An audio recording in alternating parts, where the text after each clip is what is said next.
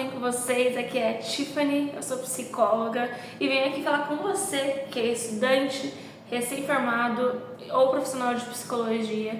Esse canal é para vocês e nesse retorno, eu tenho um vídeo aqui falando como que foi o meu processo de estudo em psicologia e esse retorno praticamente um ano depois que eu postei esse vídeo.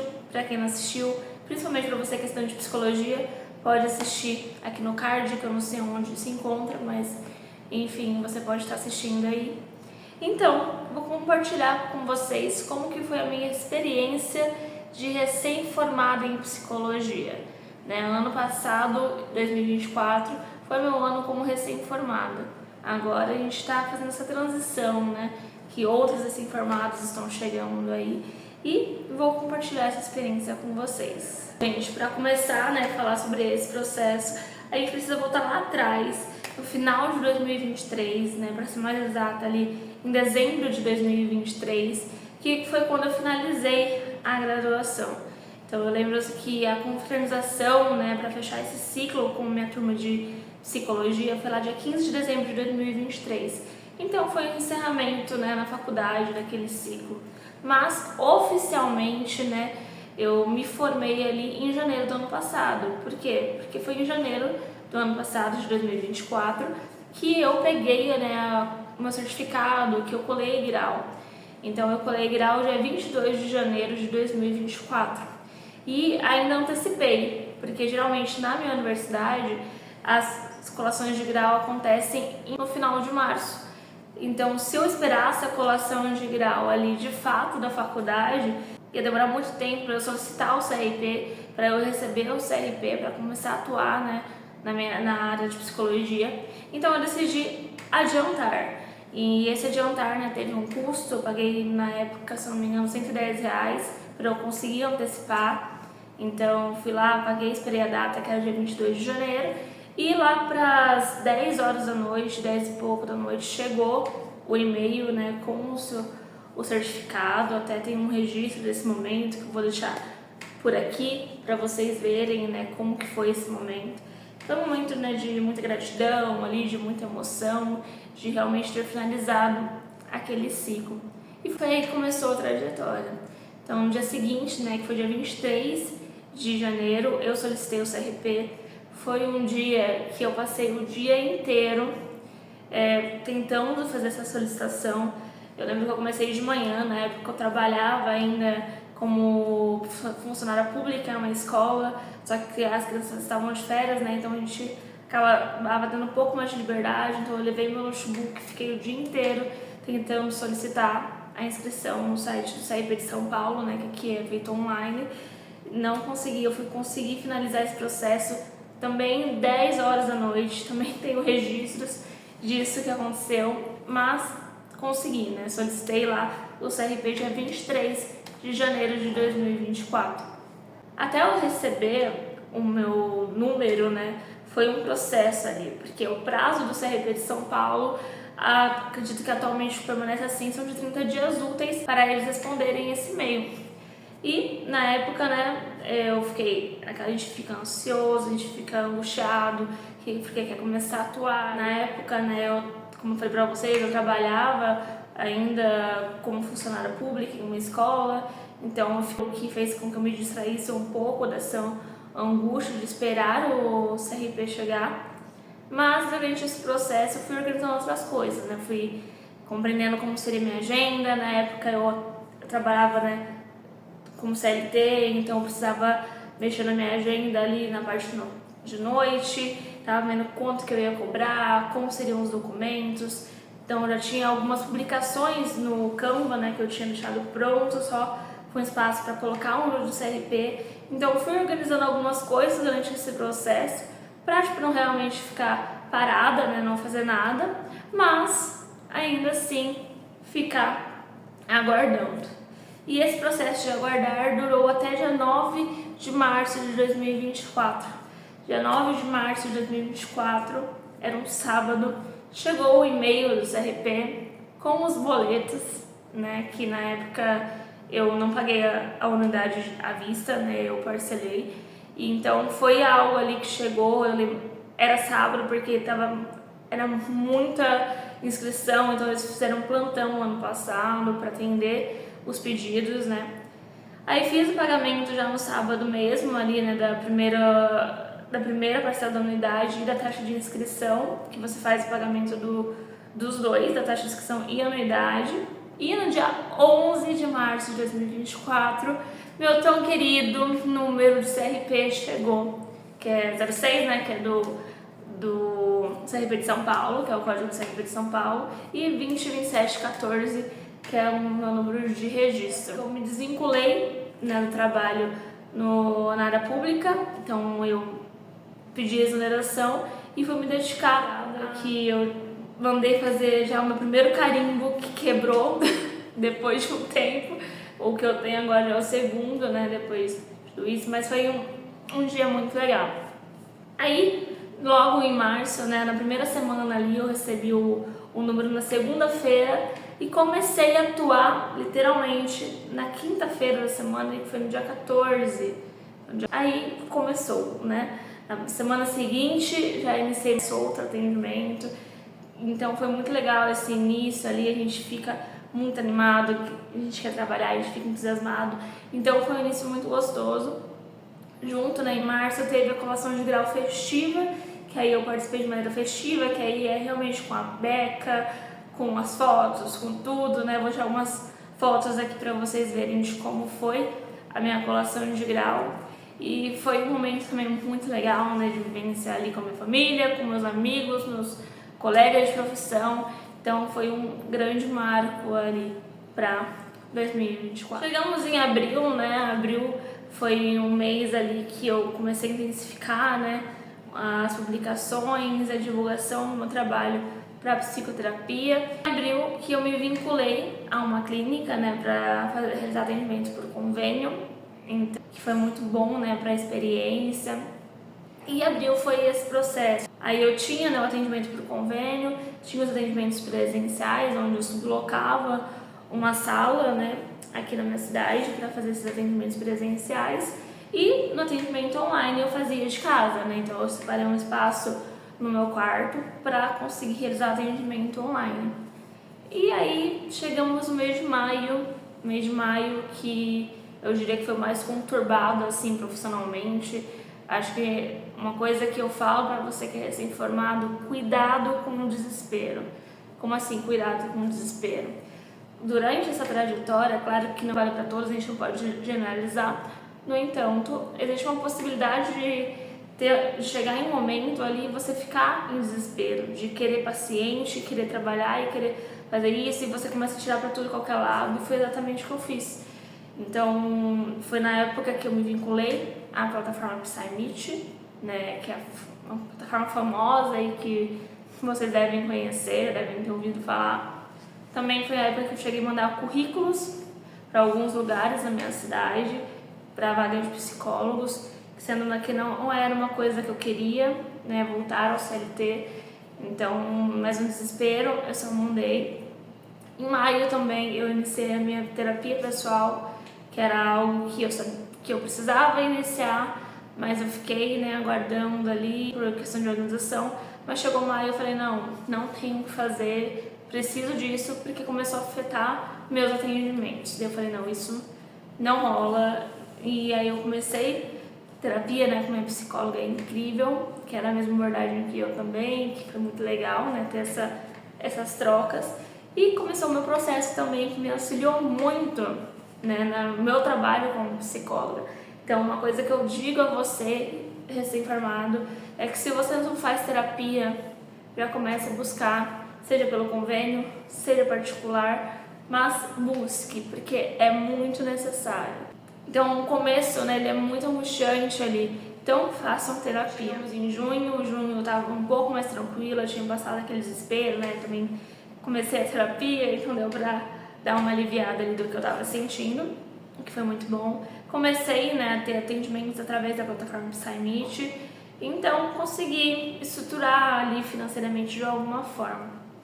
Então junho foi o mês do meu aniversário também, foi um mês muito gostoso de aproveitar. Aí em julho foi um mês onde minha cabeça começou a pipocar muito. Como assim? Começou a pipocar muito. Foi um mês onde a vontade de ter o meu consultório, de ter a minha sala, começou a se fortalecer. E por quê? Na época que eu tomei a decisão de procurar uma sala para mim, que é onde eu estou hoje, eu estava em muitos lugares. Como assim estava em muitos lugares? Então, atendia, né, na clínica com a terapia ABA, atendia em outra clínica pelo convênio, atendia em outros lugares por sublocação. E aí, para atender online, eu precisava voltar para minha casa, que é longe, né, aqui do centro da minha cidade, voltar para minha casa. Às vezes eu precisava atender, voltar para minha casa, voltar para o centro para realizar os atendimentos. Enfim, era muito corrido. Então, e além de tudo, investimento, né, de passagem, de ônibus, de ir e vir, às vezes até de transporte, né, como Uber 99. Então, isso começou a mexer comigo. Eu também não gostava de fazer os atendimentos online em casa, porque eu fazia no meu quarto, só que o quarto não era só meu, o quarto era meu e da minha irmã, continua sendo. E às vezes eu tinha ali 3 atendimentos seguidos, 4 atendimentos seguidos, e minha irmã não podia entrar no quarto dela, né, porque eu tava atendendo. Então isso começou a me incomodar. Falei, não, melhor tentar ver essa possibilidade. Foi aí, né, que com a ajuda das pessoas eu encontrei, né, esse local que eu estou hoje, que é o meu consultório de psicologia. Aí comecei a falar, comecei a negociar. Isso, né, ficou por todo o mês de julho ali. E em agosto, né, chegamos em agosto, no dia 10 de agosto de 2024, eu peguei a chave aqui deste local com uma preocupação de será que vai dar certo, será que é isso mesmo? Mas vamos lá, vamos dar cara a tapa e estou aqui há 5 meses. Então,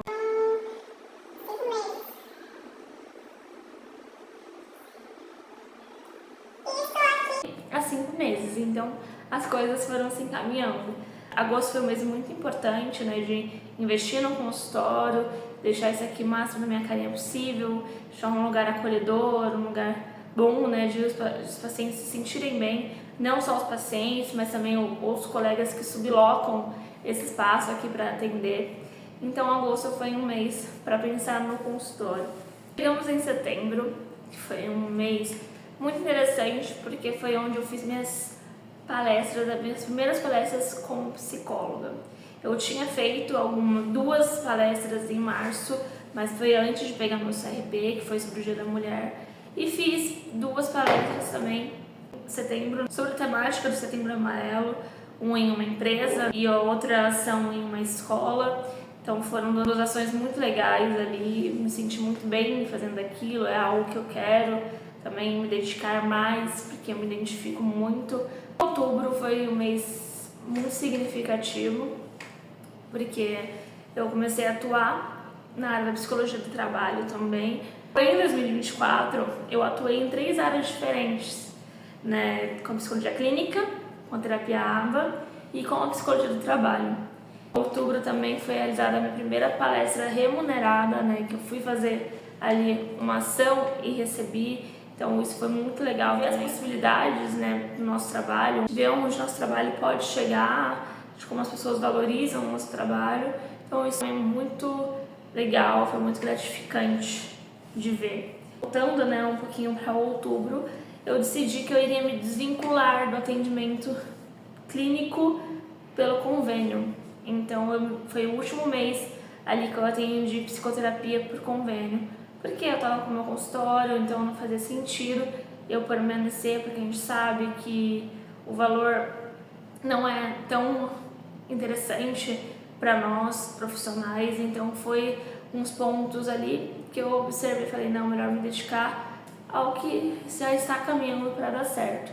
Então ali no final de outubro me desvinculei do atendimento pelo convênio.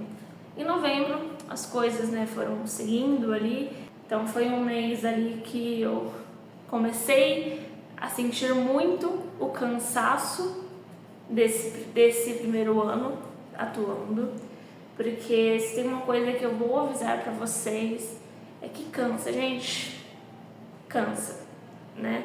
Às vezes aqui eu tô na poltrona no consultório, às vezes as pessoas acham que a gente estar ali aqui por 4 horas, por 3 horas seguidas, nossa, super confortável, a gente tá trabalhando sentado, mas não é assim que funciona. Até porque, né, existe também o motivo das sessões de terapia serem 50 minutos, para que naqueles 10 a gente consiga, né, beber uma água, ir ao banheiro, levantar um pouco, porque também não é saudável a gente ficar esse tempo inteiro, né, sentadas.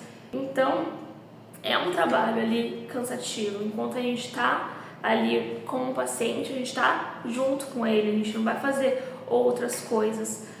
Por isso que a gente precisa respeitar muito os nossos limites. Vou falar mais sobre isso depois que eu finalizar sobre dezembro, mas já para dar uma introdução aí para vocês. Dezembro chegou, foi o último mês, né, claramente, de 2024, foi o último mês de atendimentos.